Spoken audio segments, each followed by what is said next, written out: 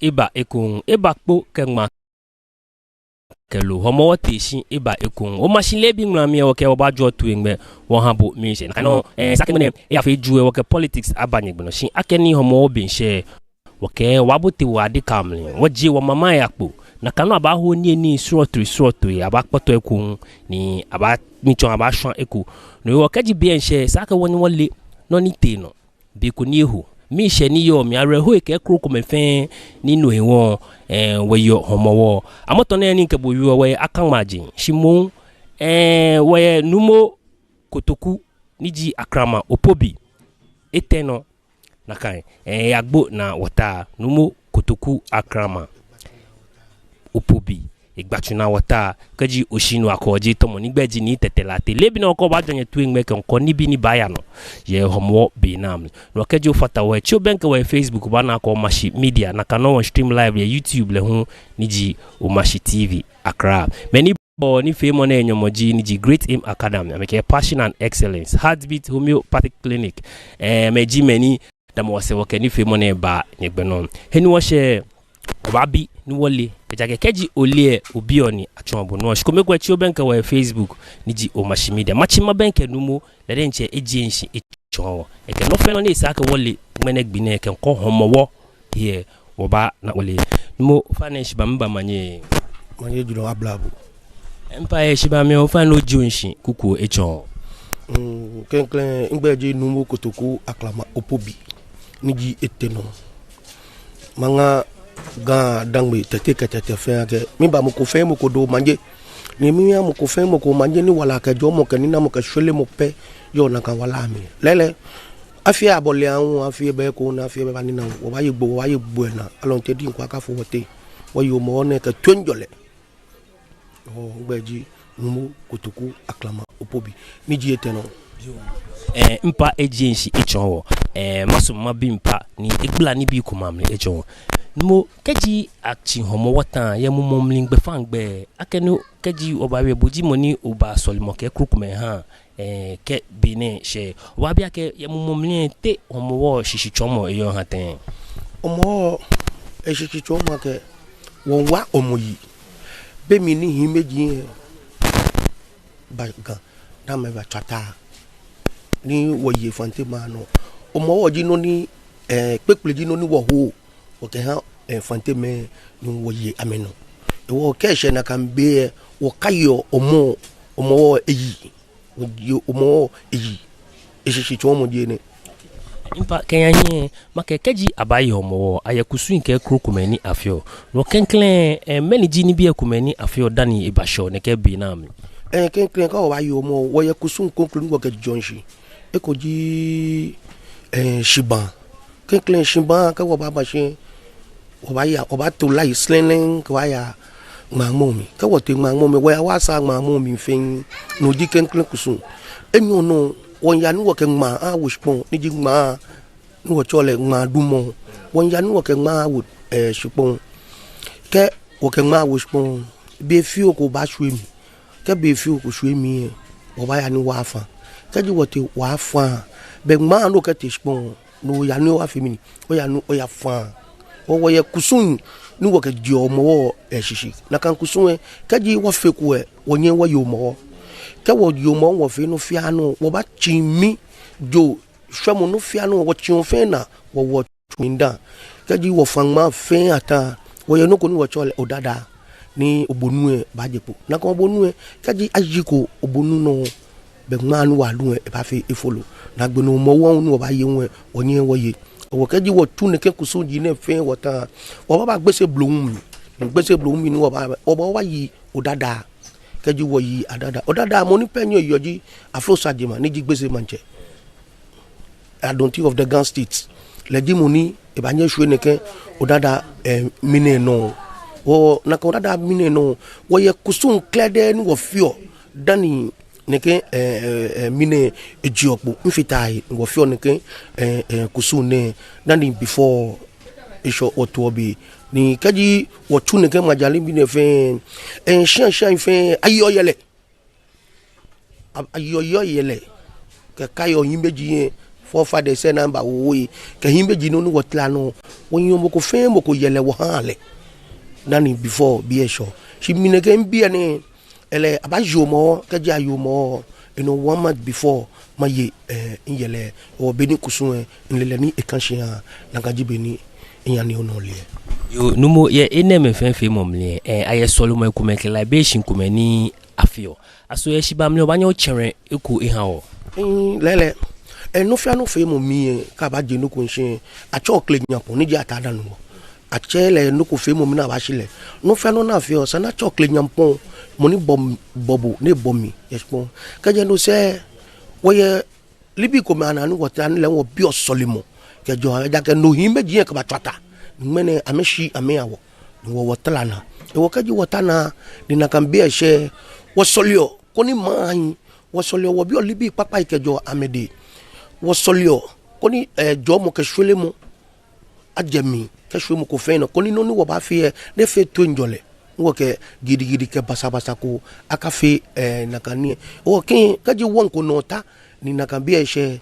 o ba soli o ba cha atana nu mo first ka ji o cha atana no ni nota onu wo ba che o miembia ne no ni na ni ta atola klama ona o ko ji ma je shipe ncho o mena nu mo gani ache tete gbaro o ba klama ni o cha klama ji kwan defo bo ken klem hay dan e ko no ka jo mo jo wo eye ngame eye bi na bi hwehwe o ka ji nche le ji ma won klen ncho enga ni ji afiye o klopon gbe yo sanfle po ka je le se ke nche ma che bi aklama ngaloyo enga ji loye ona o woye ekonklo me ni le unchila se ni wo cho ni wo ke bi osolemo ni shajo ni mlakwen ona ni wo ye gbo na na lo ntedi nkwa ka fo wo te wo afi nwu ka ji wo ba yo afi ye wo ke be ye afi wo cho afi mi wo ke sa ni wo cho afi mi wo ke le ni totomo ke na gba yo wo po ni wo sa o himeji yen kusu ni ji kusu ameto fe no mo ato fe na ni fe ye wo lo yin bo yin oba no ba chake ekoyin o beni e kan se han ni numo kanya hie ohanu onu hia kekeji abayi homo lo be na ehye ni afi ni bi ojugba be ihan ni totomo ba shi mokoba bia ke meni wo keji neke be na ehye no kutamo yara fi mo wedding ho fi mo ke krukume achion na fo nyonkumie ni funi ya ke na kan be ke ehye sani ma afi dio ni wakusu ni ji wakusu anyanyi no anake majalibi na chiona ekotomo yala kaji waduma esa na afio yala esa ni atwa onoko ejake egba wojiana ni woni wosamina wo tumi kaji wo yiwo obonunwe mile ye odada tonshi yake wo gbele ma afin wa mambi agbeni omo no fiano ko no yo fimu shi otini yo mi unji yi yala fimu ni esa na ke ni fun ba shian ejake ni fun wo go se ameyin keji ote to mo ni fun ko ye esa no ba yin meji o peta mi wo ye kusu ni wo fio ni wo ke dura wo ni wo ba fe before dani o ba yin o ba yin meji aye no e ba la keji na kan be she o fio dio ma fio dio ke po ni keji wo fe wo kusu e fata wo gbele o ma wa mambi numo kaya hie wona wole hunlu wole ake binam ni keji ayi homo action pekple ekume akekume ya niji shina agbo ana o ba bia ke miniji se na mo poten ni jo ne ken pekple shwamone nindo ono na ni afio na kai ma menkume batoma dani mene eshe wono na kan pekple na ke shuo shi ye shina shi meni ami ba hin shina batoma wo shwa wo ge ngame wo ke kayo ame ona no na ni keje shafile akepepele ya agboka na ke shwa wo ke kayo wo forefathers meji na me ba hoyi keje ma woji wo ke kayo ame bini yo le ni chimpa keji wo ba kwe tumo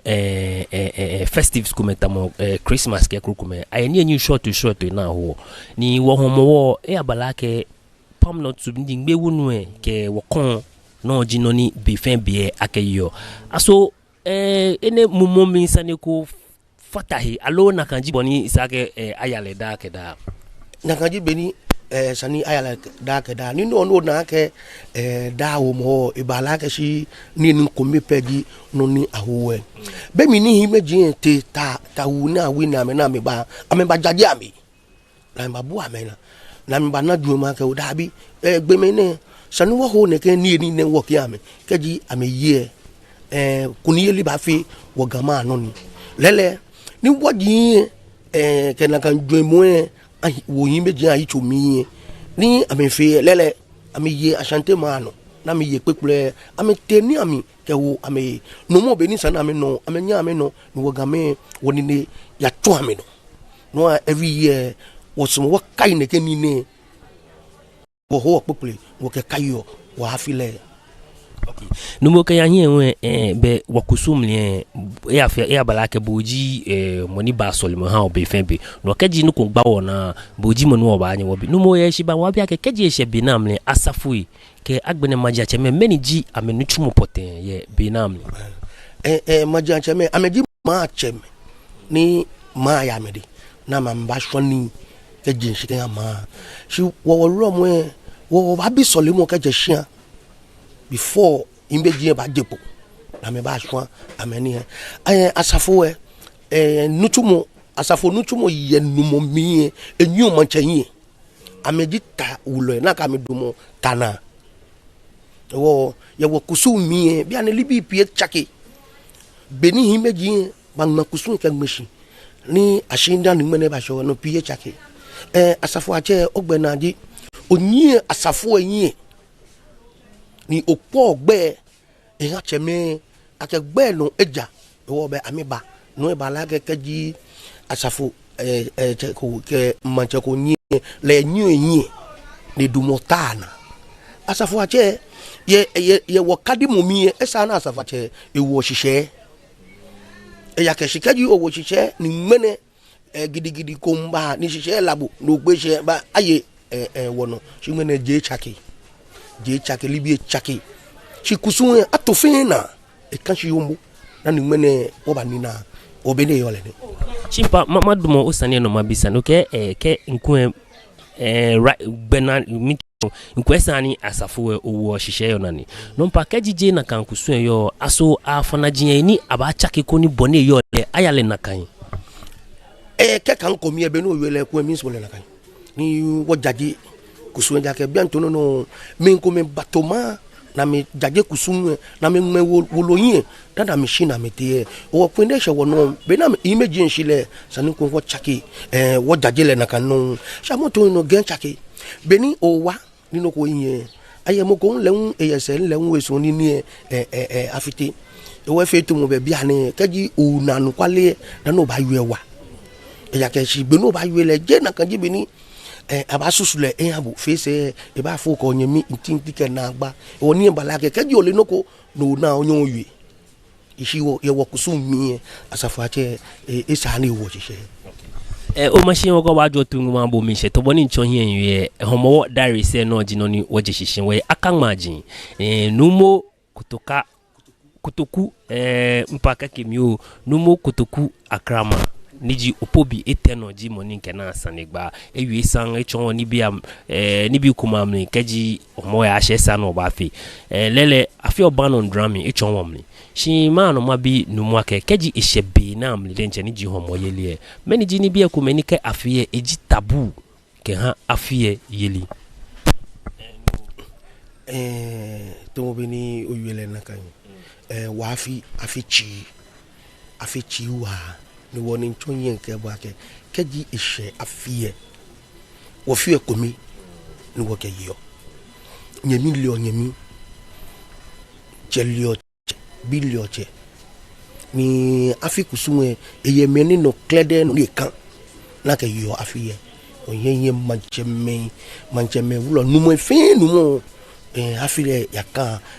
ino wo afie echi o keji oyeje ni afibani na boy oyoloju ba ni oso do ka mo afile obini mu lele na kan jibe ni tombole yompa kenya hie je wo pe wo yo afie wo ye ni ji akuchumbi keme krokume ni keji afisho ajo shongbe aba o bia keme ni ji ewie mo ke ha blind ko blaye me kruku me ni ba je ba me ni nye ba ke me fe me na me ka me wo ne ke ni fe mo nem yo afile to mo be ni ntonye ni ke afichi yo afi ekeji oye je ni afi ba ni na buwe anyage moko na po moko shi mo fia mo ke yiwo mi na yo afile na afile fi ofefo wo no ni mi no yo ke mo peji wa gan dangbe bi fe wo fe komi ko ni afine wonye wo ye afine ke tonjole no ni afi basa toto mo ke na gba e yase e jake wo tun afimi wo ke fi komi wo tun afimi kaji be ko kanshin ni wo ko ni wo jadi o aye afi ni toto mo ke na gba kanshin o mi pa gan adangbe tete fe yanke afine ami wo fe komi ni wo ye jake wo ke kusun konklo ejeje nshomo ni nagba wona sandeku wo fe no be fe dan nu mene ba she afile ni ji wo game wo mo ni wo yo e ba omo ayo kajo eko keba na ne ba sho wo gamano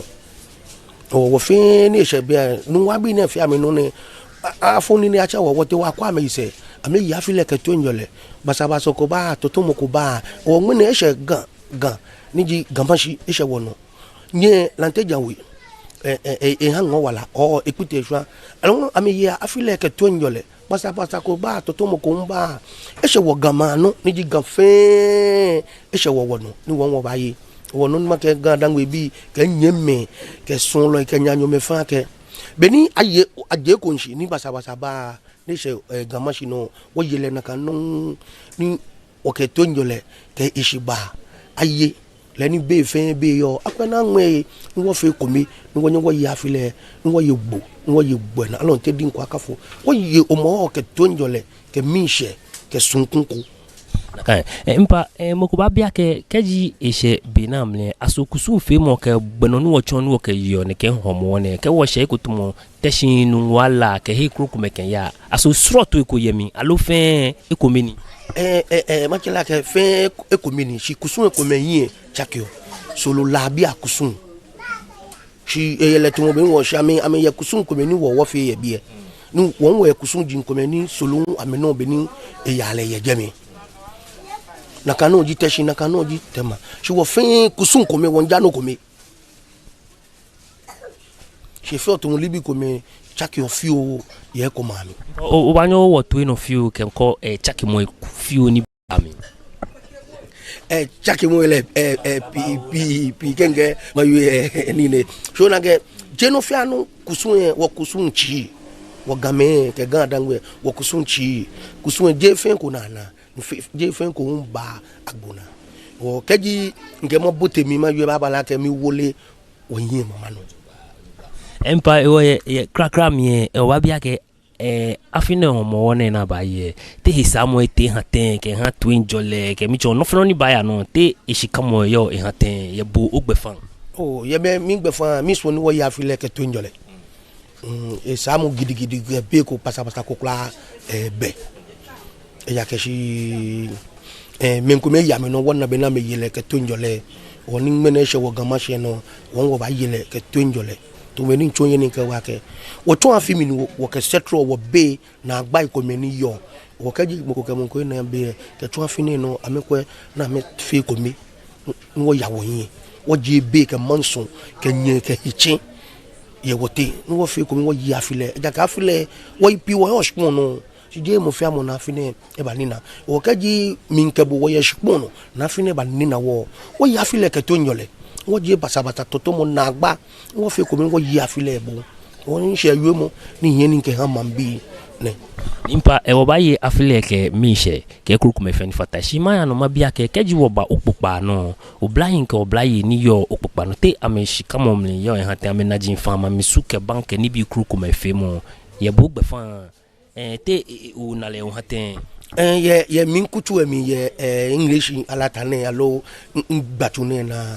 bie basa ko ke toto mo ko kla be nyele jeni nyemba nyena be ni oblaye ko oblaye ameka relationship be ni eyole ndago ke bo na ncho amenka me luo be ni wo fe ni wo yin shi ye twenjole kaji mo ko na no ko na e ba minum wenye ko ni ma chen ma call for settlement ni wo tashi ni wo for we wona kaji chose mo ni ke chose ame yen kutu mi o mi nkucho mi wo be no ko ye numu mi ni won play ye bi ni ngbatu ne na ni ta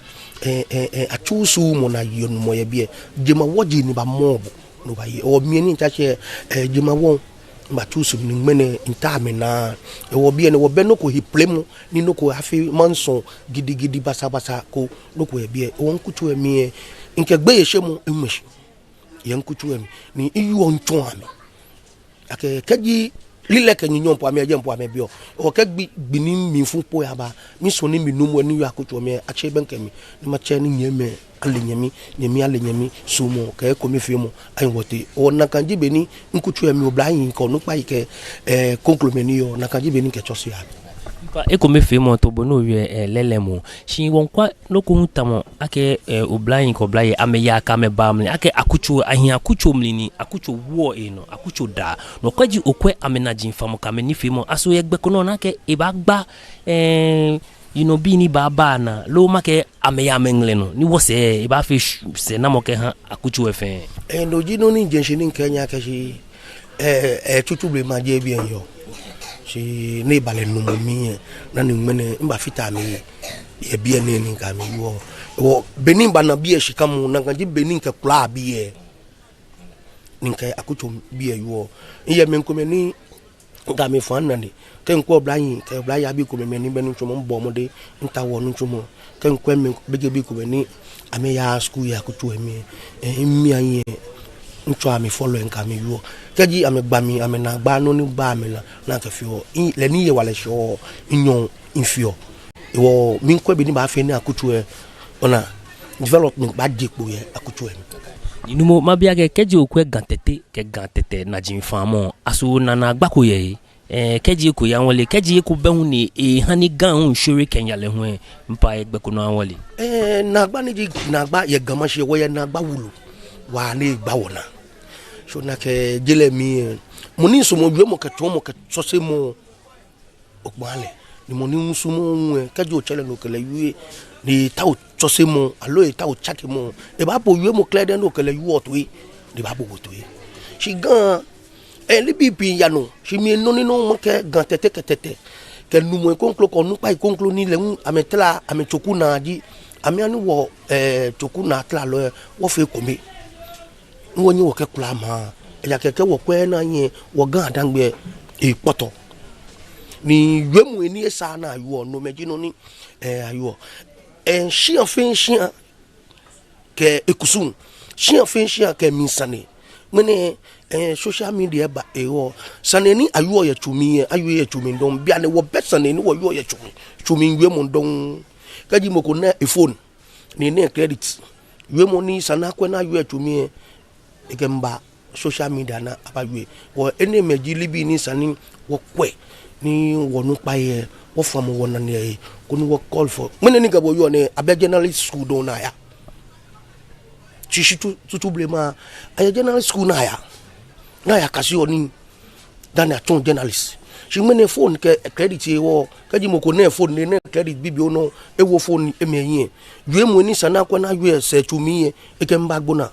ni no ji hin ahwehwe mo mene ha ni bule aba wonu mo yelimi ni efe na agba wo ke kan ko mi nu mo efe ni yo gan o fe wo fe ko mi ni wo teshi gan tete wo teshi ni wo mo wo ni wo pe wo yi mene ni gabo yo onyemi romo ya haska ko ni ayue shi enyemi romo manche e ba haska ko na ayue shi enyemi manche ni tutu ble ma je na kan yin meji e ba yin shi dan ni mene she wo no won yue mo kan cho mo peji neke ma jabe ke toto mo ke na agba wo je fe ye wonu mo mi ko ni ke na agba ko ya ba ko ni wonu mo wo ka wana ni amashi ni wo fe ko mi ni wo ko ni wo call for settlement wo ko ni wo yue ko ni na agba ko ko ja ke nko bege bi mfite a fefe libi ni sa na afio shikaji ote yue mo je ni ba jade sana ke libi ni ba ke bu wo ikole o se oyigbe no ba che obi alo nyemi bi ko no kala yue o keji o na ni e fitie be sa no ko shije no da ke ni ko na ni yen sa no nye o yue ko ni je mfa na ka o lele nu mo na che ni ke wo yue shi wo ni wo gbotue ni se ne ko mo issues community teach na mo fia mo yue no ni etu isumo o gan o ye na gba wulu shi dani o ye ba jo wo ye gan wo nu mo e mancheme ke lo mwe asafanye ma asafache me jase foi no me fe o ba fe kome no wa pe gan wo ma shi ko ni toto mo kan na gba fe ni ba gan wo ka wona na ma wo ko ni wo jaji ni wo ya wo yin pa yo wi mom lo wi no kwa ke gan ipise lo ma ke gan poto ni keji wo ka wo yin ba wo mi ake yo niji o culture no ni chon o identity no keji o han o culture reflect be o laje jino we akro wai ni game atojen ko tamo ko jokrom ke he krokome ni una ke wo game wo ke akan se ifo sha moto ne kusuni sa ke wo fi ake game ye na kan popa no ni ake yo se wo abala ke ana chon wo ye gan kro wo ko me ni game ye jen mo ne shi wona no kotomo homo wo yeli ke krokome mpa ye jen gbe na mini ji ojo mo chomo ake ko o poko chape be o laje jin o se laje to be no yele nakani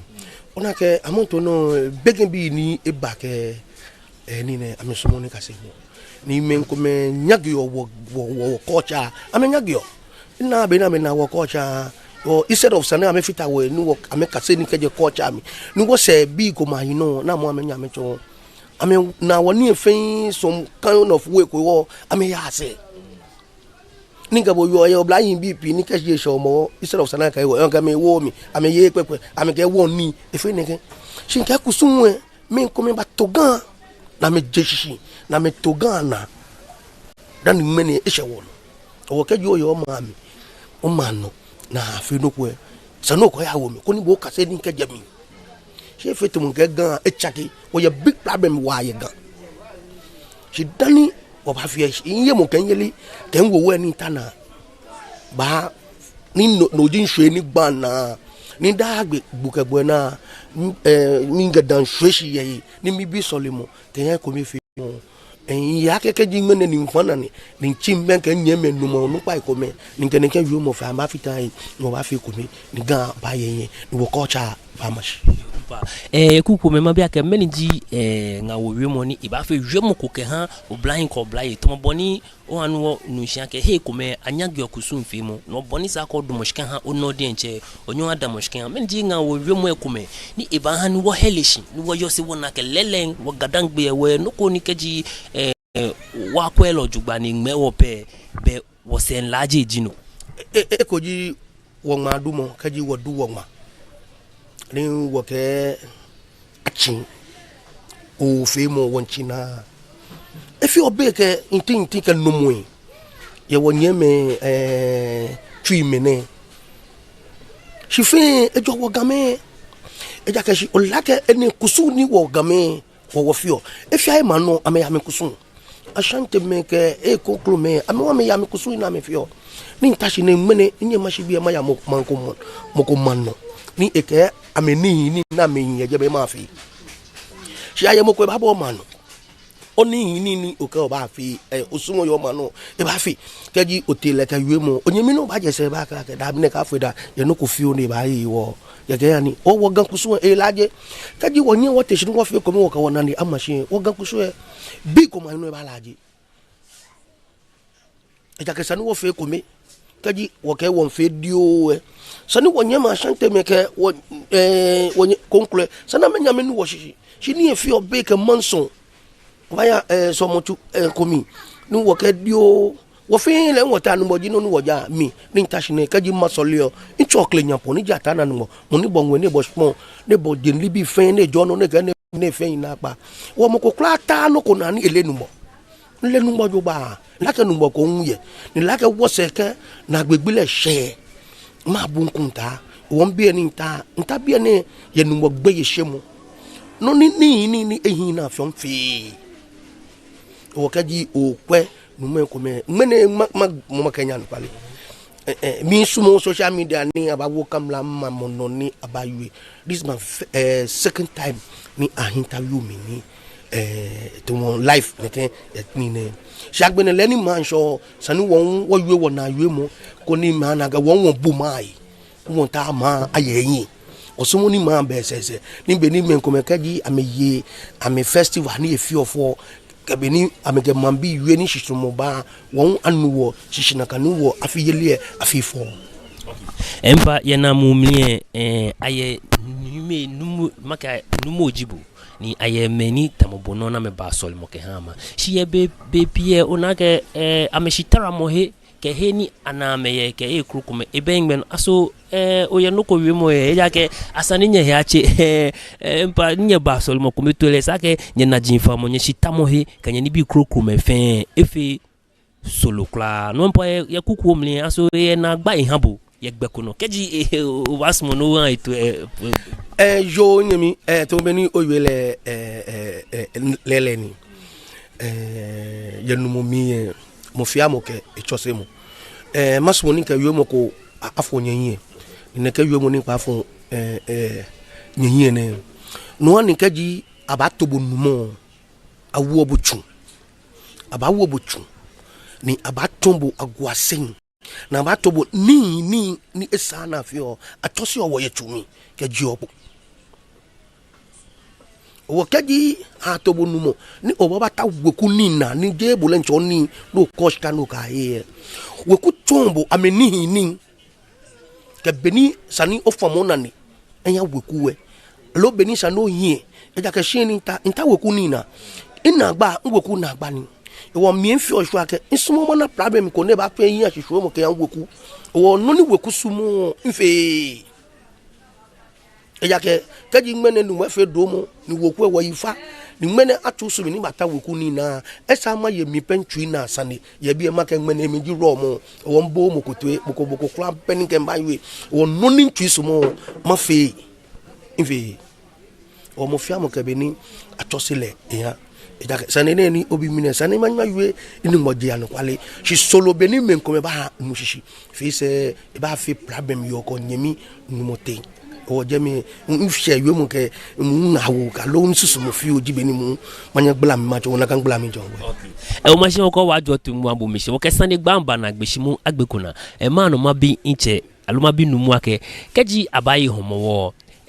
abanshi ni keji aye begbejano to ni akesho shin no igba homo yele na shima bi mpa ni mana mali ake keji akwe gadangbe ni kashin aso suke ban kuma ni bi kro kuma fe mo jano ni igba gadangbe dienche na lo yegbeko no pi to na ngaja me wo ba je me nfiwe no ko fi wo pi ake libi kuma yano ye ga wo ga adangbe ke wo ga machine subo kuma ni yano ni ilawa to modi no ne ko no ni ngla mi ni choma ke tutu blema wo ye yuemu ni atole tumi yuemu mene ni ngabo yu ne wo betun yuemu don no fa no ka social media no to mo be ni ngabo ke tutu blema kaji afine me no me wala ke aya journalism school na ya kasioni na ba shi mene ni ngabo yu wo be na kan kaji mo ko na credit ne phone e wo phone e mash e ke mene ton blogger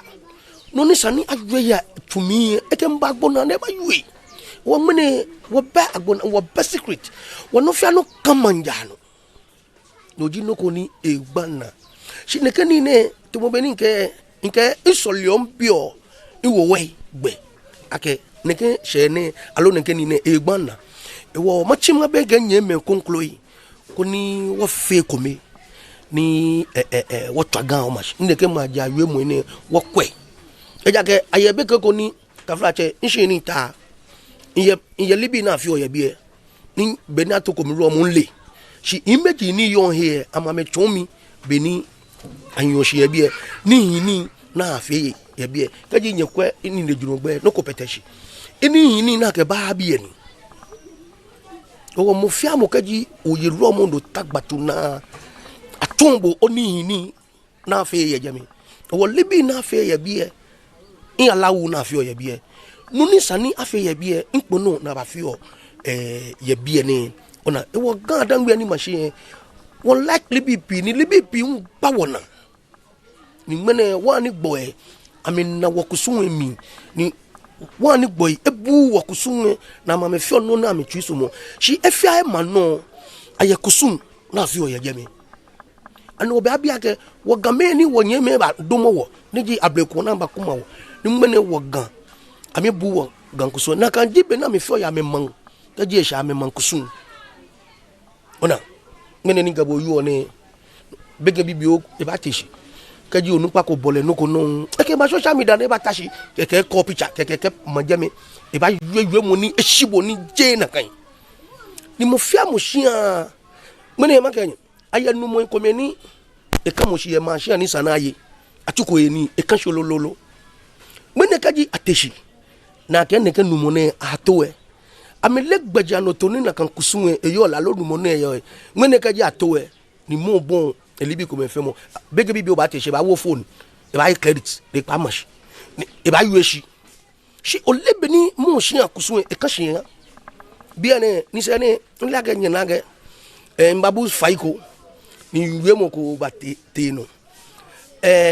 taflaje shi ni ta e bi to me ni je no ni kenye nta woku ni na ni ye woku mi ojoba wo kaji mi fe no ko ye bi na mi sumo weku me ni ba chemi na ba kemi ake numo no ni ofi o ye bia ni wo ahin ye bia o kaji ona ni mi nfe no ko ni woku teshi ni eche mi ni na kan ni mi nfe ye be no na fi o ye bia no ji no ni nfe o so fai saneni ni sene ne ba teshi na yo ne so fai abu o ye bia ma ni na ye bia romo yele je mi ji kenkle mo ni ba ye aba ye first aba ye second mene mi ji third no mbani na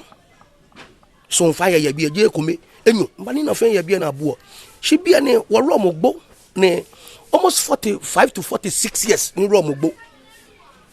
no me pina fo kwa me wo mene in your dressing communication ke jepu e o ba ke no na fe ye bia mba mi mfi shi mi bia ne atwa mi adantara tete gboro o ba klama ni o cha klama o mi atwa mi danta ni na kan danta wo che ni ji sakomo romo a dress on a can dress in here. Mene kaji min fe kusunko ni dress na can dress o aga min kosa komo dressing. Kem fin dressing. Shin banani. No acho mi tete gboro. Adantara. O ba klama ni o cha klama. O so fa ya bo ya bie. Je no ko na abu we. Shi mente shi aywe living sana we aywe ke shi mi aywe ne ke. Shi ni je woku mi woku call me na me kemi ake papa. O sumo ni owo kam le mo yin no ba te shi ake o ywe no ko. Ka yuno ko wasumo na kanie kaji moko yuno ko yeshibu monu ni wasumo ji beleteshi koni eba je na kanie oyi ke ka gbe no ni yo na shimi ni ta se nje asene kotopon mi asene numu shi nta ye bi iyo numu romo ye bi ngbe na ya asene ya perform kaji ebalake no ko fe mo am call me ya domo shi ni bi osolemo na kanu ye akungaji palace ni no fia no ni ba jami di romo ni domo na ni fio e wo nnumo yele ni iyo eda nda won ye libi ko me ni ke mi fe for na we e ba wo ma bi elogolije amba ke ko le afe na kan bi shi mba mi wole no mi fe libi na fe ye bi shi no fia no ba na mi ni mi fe ye no ni afi o ye bi ni nnumo yele ni di romo yele ayo ye gbachu na o kaji romo jibo no ye gbachu o se rom o mene no to mo ni jenshi ni nke wa ke mene onyemi manche kaji enyemi manche yanye e ba nye enyemi manche shika na yueshi enyemi manche na kanu numo konkro na kanu romo kaji enyemi ya fe great kaji enyemi ya fe great fio fele ye numo yeli mi e ba nye shika na yueshi enyemi bane no so ji no ni ya no ni egba wona ye wonumo yelimi mpa inake owe san numo ogbla ni biam baba we chon ayaye fen nye ni ngo aye fen tan no numo masumo no ke ona gbewi mo aso ipa no awo ke wona ke lelen lebine nu obo hie o ha wo chose mo ke wiumo ekomenu oba nyi ko wo kanto ya na kunu o ke famo na ji be na gbewi mo lo nse wiumo ni ke ha gan dangbe tete ke to be ni jinshi ni ye e sha file oye afile ke tunjole oye afile minche mi ke gan tete ke tete dede ke koko ake wo ton afimi ke ji be ko kan sha lo to mo ka lo na gba kan se wo ke sa o ni wo nye me conclude ni fita wo mene ameshi dun na ameshi wo mene min ke bo afile bani na wo je wo tui mi ni wo ke wo tui mi yemo wo na gba ke wo libi fan mishi wo ya file ke tonjole wo ya file ni kaji wo go fathers wo yin meji nkome ni ameshi wo kaji amesusuman dumoshi amena ka olele no ni wo ba momi be ko ni o hie wo bi ene mena matala na me hie ami hiem yodoba won hye yo mo ni yeji mi gan tete fenshi wo fe ko ni wo yi alon te din kwa kafo wo yo mo ne te mi hye me ni ne ko me ko me ni be ko atawe ko hame ni moko fe moko wokunyo o la ka ojeshia ko mi kaji nu ba fe bo dromo no hie ko bomode no ke kwa ya hia ni no ni sani akafe ya hia na akafe ko ni jomo ke hwele mo ko kaji abisole mo e ko ahwo no nhye yo mo ni yen nke ama bi ni we ko le fe ni ko yin bi o machine ko wajo to ngun abo mi se le bi nu ami wo ke woji wo homo kusun fe mo sisi won to wole ni bi ni yo ade kamli na ba jelepo ni ba ni homo wo yele afi homo be mpani nke gbasa ni eji numo kotoku akrama opobi ni ji eteno keji wo ba kan ma ji le di numo ni edamoshike ha micho akuchu efe naka no ji asere mpa no kase ni wa mo wogbe kona obachi wo benke ni ji ni aikan ni ji woche be obachi wo benke numo pobi opobi che koni le hu yo ko shino akoje to mo no wachi wo benke ni ji numo opobi che ni ji ni aikan le ji cheke ha akoma gfn na kan paramount chief ko ni le hu no ne yo ke mo ike shuno ni ke jomo le hu afata ha odani omo wo botim ayaye fe wo ba fo e shroba ka wo ba chano ke ni aikan sanigba akama di homo wo yeli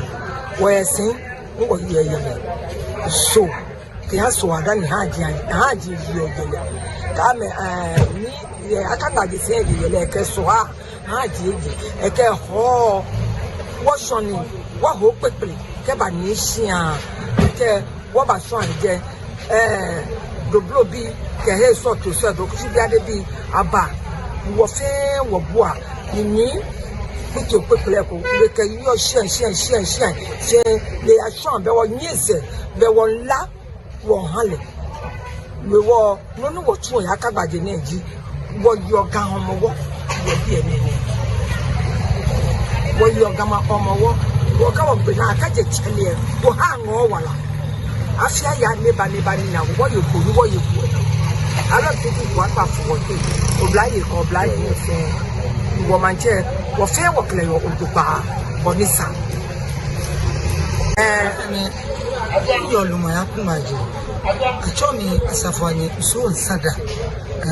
komo no wo yo komo ta kusurisha obayo wo ba shoni kama chemefe oba pepe ya kama akumaje ule wo yo moji wonwa omoji wo yo luma ni akumaje ni aikai ite kokwan fani ni Children have a very high nutritional demand in relation to their size, and vitamins play an important role in maintaining healthy growth. That is why we at Base Pharmacy Company Limited have introduced Base Vite Kid Drops, a multivitamin drop with 7 essential vitamins including vitamin A, D, B1, B2, B6, and vitamin C to aid your child's healthy growth. Base Vite Kid multivitamin drops have been specially formulated to help meet your child's nutritional requirements, helping them to get back to playtime faster. With Base Vite Kid drops from Base Pharmacy Company Limited. For further inquiries of bulk purchase, call Base Pharmacy Company Limited on 0302 672 317 or 0247 287 853. This advert is FDA approved.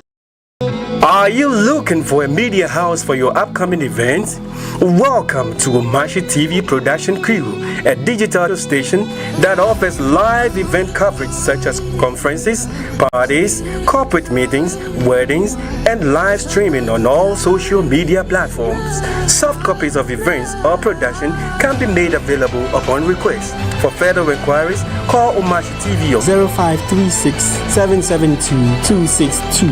or 0244 425 652. Omashi TV Production, ajwa twing me kemishe.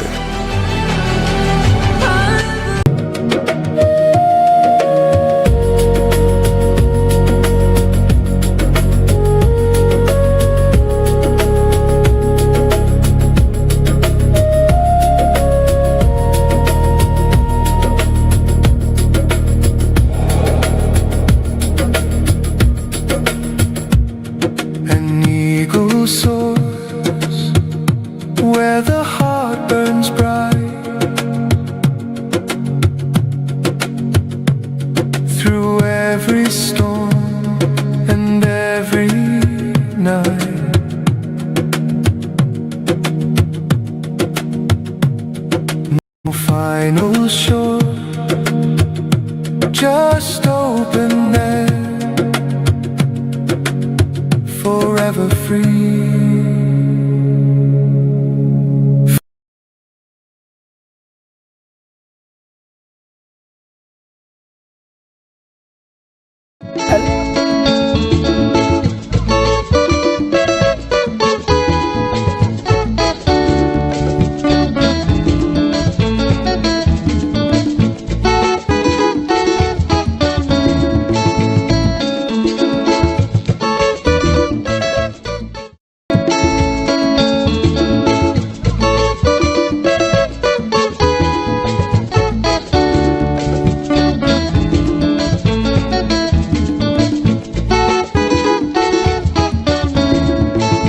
Wajo tu me wahabo mishe ololo etombo ni nchonye wie homo diary se o mashiti we oke mbanye gbe no ombuti adika mni wo fama man yapo ni wale ni ni sroto ni abaho kelo emilo wujin ke krokume abakpoto ni abahwen ko ni wona ke lelen homo ni yewo be ko ni ehu eba se namo ehawo nchonye wie ake we akomajin shia wulu emli dienche nchonye nke numu igbasa he ni wo she wachi wo benke woche niji ni ayikan niji eteno akan maji efe che wachi wo benkele ko ni won wole ni bi krokome ni afio keji homowo bi yashe shimu woche ba jinshi ichonwo keje no se igbawo fio niji yunosani fio kenko boni fe ni abato akan maji ke no nesho efe oke fata no chio benke we Facebook ni ju mashi media ko like no share ko na kan lelen on jo twing me wo habo mishe ni aikan ni jite no mpa omba manye ju ani nanye be mene gbine keji wo ba o agbo aloma ke wo bo na ni so ba suma ke ojo yin shi fio echon ke o gba o inosani fio kenko akan maji ka gbino nesho efe wo ke fata yo kenkren be mango shida maha media ni ba noni jenyo ngbe tuntundi ni ama shibeni awoni bena hamdi sen bena hamdi ni ayikan ni jiete lele kenklen kema jeshi woje gbese anejiwe ni ayikan kenyemi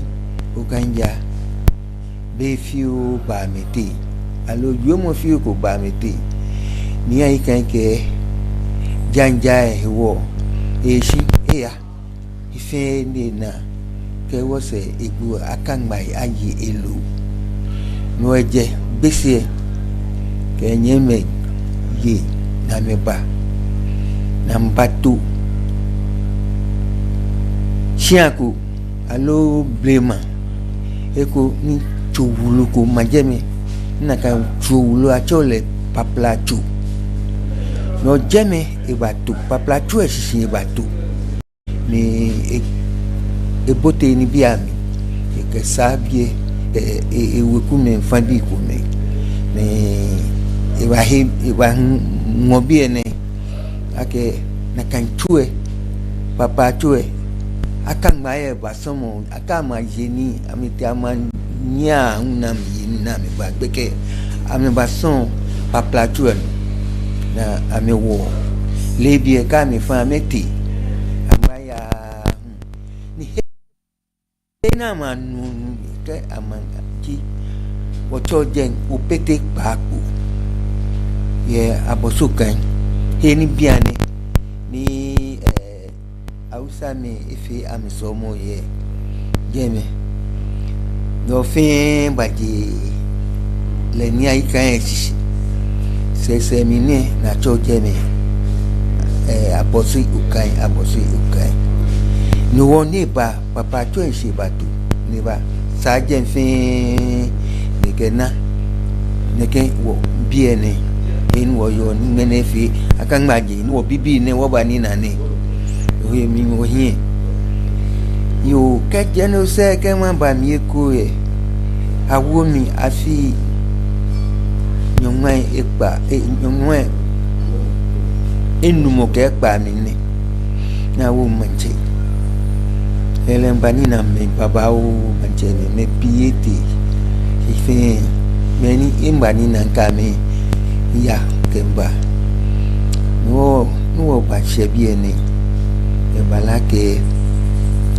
won woto ogbejianu ni ai kai ni ji kenklen eto egbejianu le na me ebi lele ba na me ato gbejianu fin ketikeba e bana akrowa isot baba o ke jabo su kan odoko ke ai kai doblu akramama okushi biade ya o ma ke kokome apo ke awon o se o to ni ke gbe me ni fin ke ba ami ba wa no ye omo wo fe o fine ogba won hang over ke won hang over e ke mo fin mo no ye ko ya be o ti na kan shi wo ke yo e bi ni ke ba shi biane mpa oglami fefe ha on wonu shaka aje gbese ni boni anejewe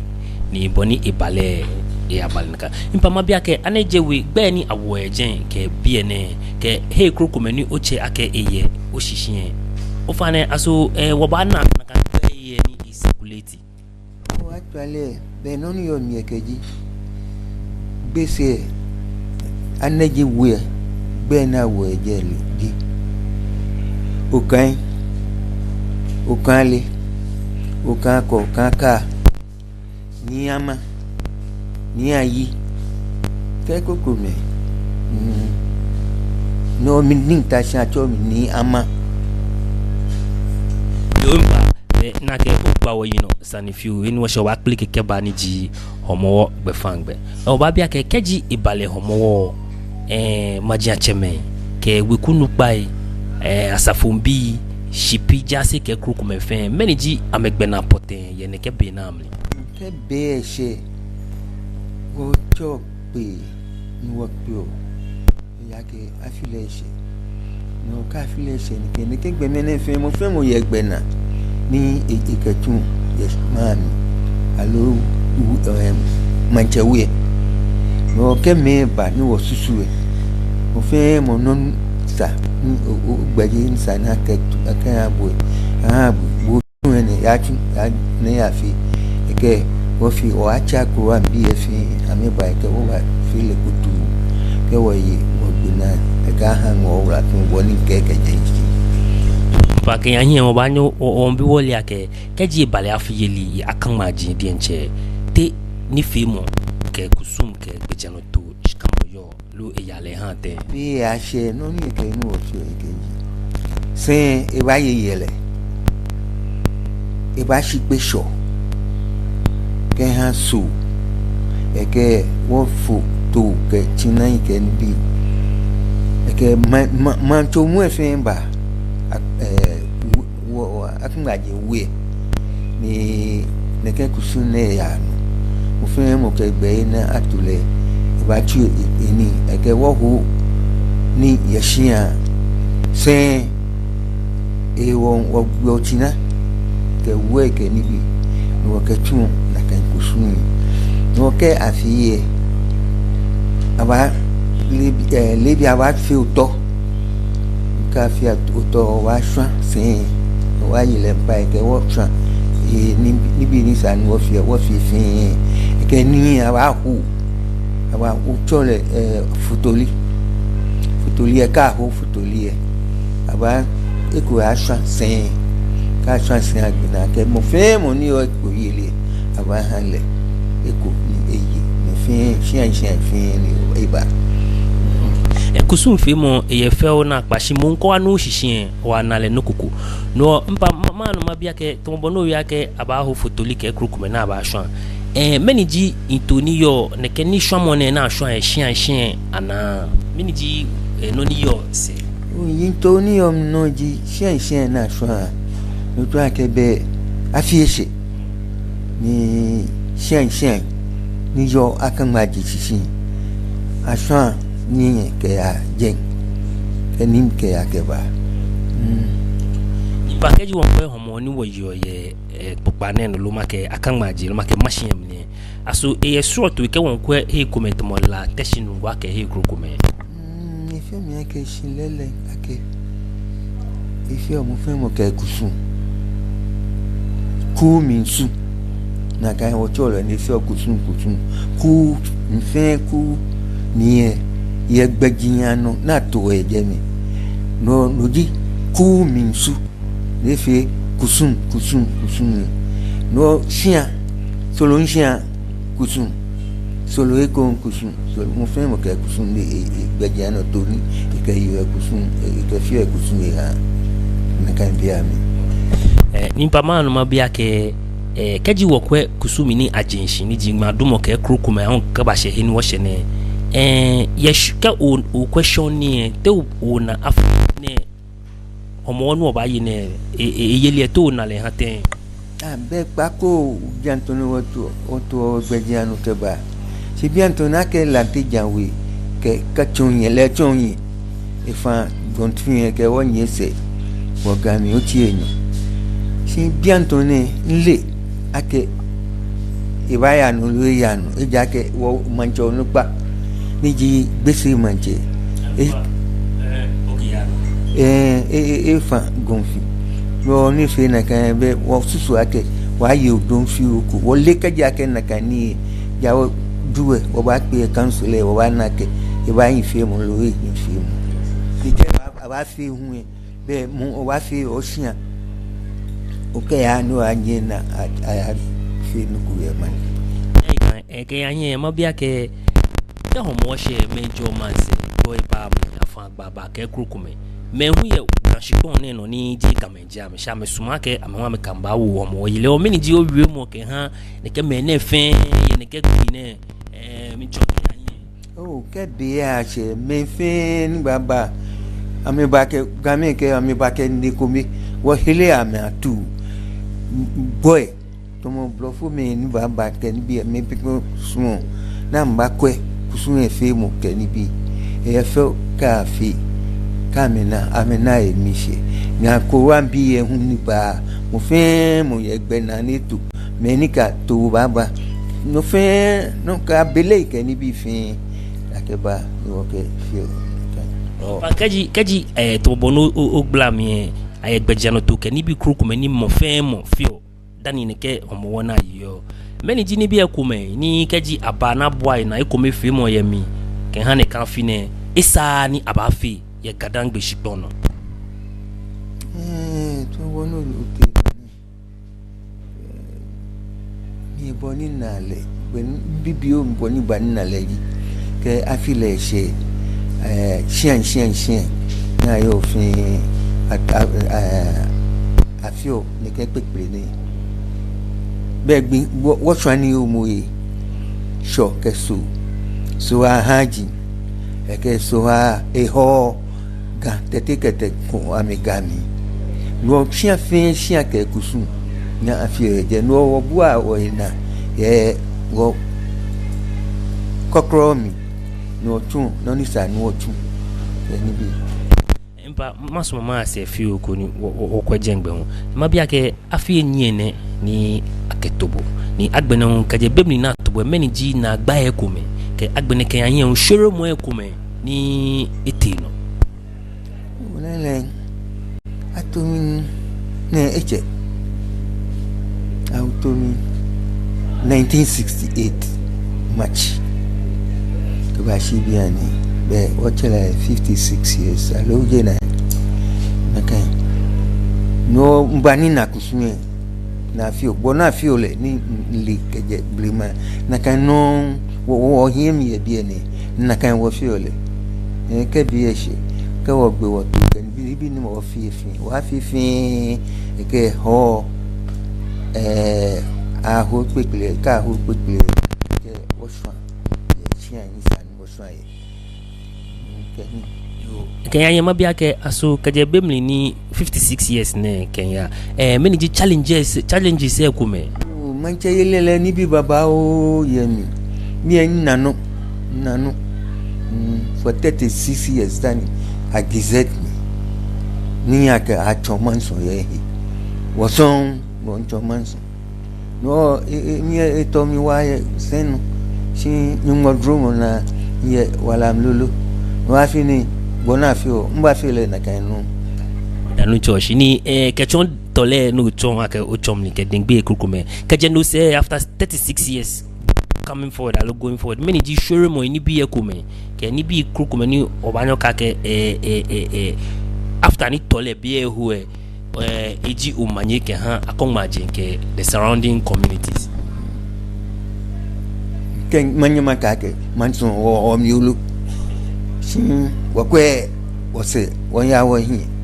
moni ba ke ba wa ile okle wa chuni bianto no make me ni tachi ni ejoko mi nke 36 years ni ejoko mi no nye mi lolo iya ba ma bia ke keji won ko gadangbe fen ke mfoshin gantete te ona wona jin famo ke ko wo kusum ke woni bi krukume ni isake woni wo boy afaban lele nto wono yo oye ne bianto ne wona ni gote me ko wona ni bi kumeni ma efe obrahin be ke bi no mo fe mo nfe no ne chi mo ye ma ni yo ni ba o te me ko anaji bi chumo obrahin abi na to ke ni am ke bule ha wo onupa eje no ko ni eyo awi gantitri ele eyo awi ni sana gbere won wo kwe bonu afi eji mi se sani ake wo uga manche niji moni awu ne niji ni tekutu bomo da ke ni ke ma je ba ni bi ne won ye wo je o sati ni wo ya wo ni ka fi ka no le bo mo de wo ti mo ko wo plan won wale ko ni na kan ko aya no pa ye emingbla mo aso ye megbe fangbe asafo agbe fangbe alo many potegbe fangbe ken ya obla yen no ka to asafo acheme na to make me ni je game si ato ami na to ami ni ne ke mi to asafo acheme nyema to muko ni je oku em ke ma to man to chiami meni le ni kama ya namba si ko me atutu me nyama ke wate me ko ngo wona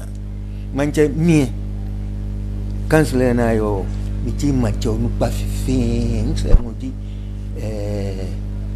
ni otublo le se mi tani no mi mbani na ni ka amugi I will have 4 years na ke u no boy mo ten bon ba ti to ye sia je fe ayo le akeni che chimo fe boji moni oba tele mpa yegbe kono she wi mo kumeye wi mo ngomo kumeye ni sake ake wa feel blind ko blind gatete kwa wo kantu ana kono wo ka fam wona jinke ya yin lele sani wo manje aje me wo e ko mi fe mo abawote ke ko mi fe mo abawote ke mo ko ya gbe ko mi sa wa te nje wa shi machine gbe ni eyin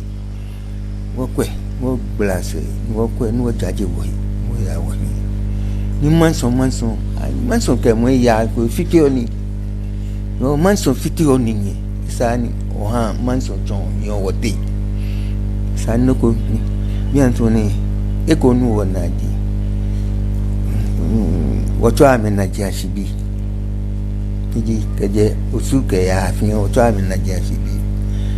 Na mi solo ame kusun na mi himi ye jemi. No machine so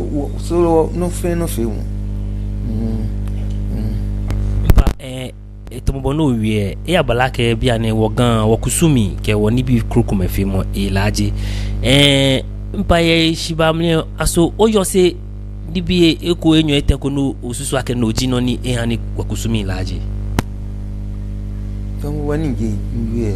ke oblain ya bie na to pio I mean ko iwala mi ha mi na mi fi ono na mi tun njini bi ko me ni gba ona ni sa ni wo kwe na ka ma je ma ni bi e wo kwe wo ma je ache me de je ko me wo ton gbe ni sa ti mo fe mo ke isian sa ni wo ko ayu ni o yu to gba pe ke wo mo si ni le impa keji wo kwe kan ruwa ko me ni woyo ni game ye jen shi mo afi gan kusun ye jen ko to mo aye wo homo ne ye jen ke ko shi game titi na gba keji na gba aso no ko fi mo ye no ele no ni wo fe wo ye wo akuwa ke mi kusun ni wo fifi o ke nbi no mi nje egbe no ni o je keji abumo an kan do blu e ko tun an chain do abumo gbeke bibi e kishin ami fabi ka je akunga je bi je ami ni be na to mi nke doblo bi fin onupo npa ni afin amegbo ife gbe bi ngene ko ami ke ni ke ngene ake mi yenye ko tu ke ni bi no wan ke ni joko no lulu o ma se ko wa jo tu ngo wa bo mi se na ke ni ayikan ni ji eteno cheke ha eniji akama jin fe ke akrowa kroko mani eyo shishi fe jimonu o kenasa nigba asoma mu popa ni yo jenji ni mi jo no ye inche shishi jabo so kan o leble mi yake abuso kan bi fe ke won yebe o machine no echenchon o ke woni fe mo baba na gbeshin machima benke mpama mani keji eye hwemo ekume ni esusu ake eji na agba aloma ke eye hwemo ekume ni ba sumo ake nakanji boni wo famo won naji ake gadangbe abiye ike shu ipa jake bemli ni wo bote yo won tawo eko mefe mo otawo na baba gba wo se lo ma ke hinti ke najian tem flom ni ye shiba mi keji ni bi kroku me ni obasumo no ke shu ipa no gbekan o to woni ke sani ko be chon si manjin ko me si le na mi yo je yin aboso kan manje e fe no ne sun mi wole afi eje yo afi enu mo mi wo na e ke mi ye ku afi da ye ba ji na afi ni lehun eye mi sike afi lehun ke e be ne ke fi o no nje wani len jamia kruwam mi ne choma mene ke je be ni wole si ani e ba 4-5 kita ke ni bi e ke mi efe nuku ni je me wo yicho jije se yicho jije ko je ra no wa ya ko wa ke manche ke mi efe nuku no se afi in suspend le hale suspension you got to action council but ye no ne fio no e fio no e fio no mbo mo de no blale ni etwia abachia si eno no fio o mi isi nhale ake eyin sin mais afla je gbeken bibi o ji le ye lo nupa son afọ 1940 ko wa shi bi ani ni tashi me ni ke je no fin ati na kai no ro me ke ni bi ni ke bani na e ka fi ati bi antoni ken ko cancel o blahin bi son eni o tin to mi ro so ni ki o ma gbe impa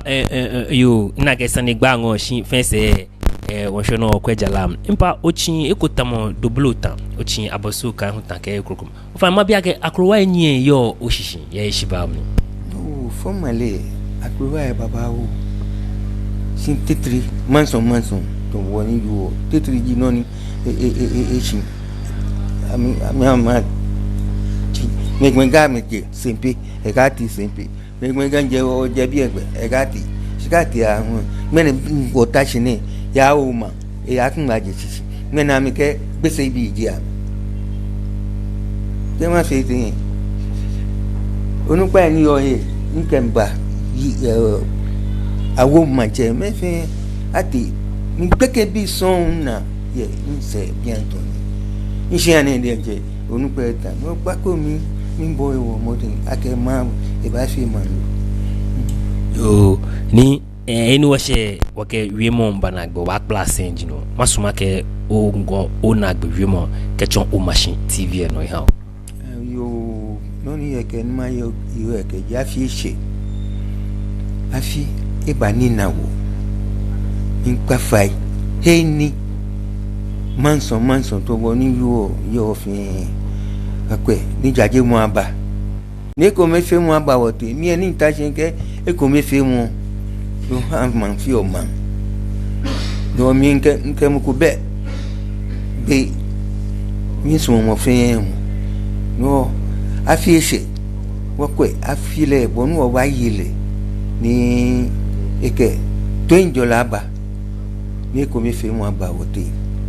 do menji ni bi ni kantu inu e ko me fe mo aba kan tete ngo ya wo hi fi bonu ya lebe ni chwe han no mi ha ga tete fi afi abani na mo o fe mo no fo na kan fo sun ye ke plan de wa fo wote ajele wote meni ba ame ba ko manje na abote ododo ben ko mi ko fa won ya sha no ba sha ko mi fe mo ke to amanya ba yo shikobe ko engbeji ni tetelate impa ni kena sandigbaji ni ai kan ni ji eteno akan maji e fenche ji monu o kena sandigba kenklen moni ke chonye ke spasani ji numu kutuku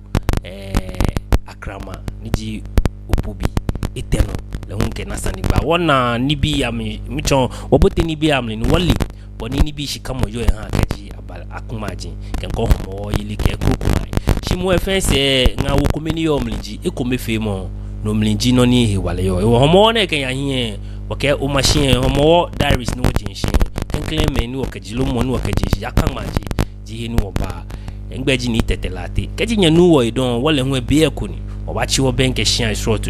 ko ni e ko mefe mo ni wo ta wo enye eba ke chon o machine no e wala don ke wo kwemo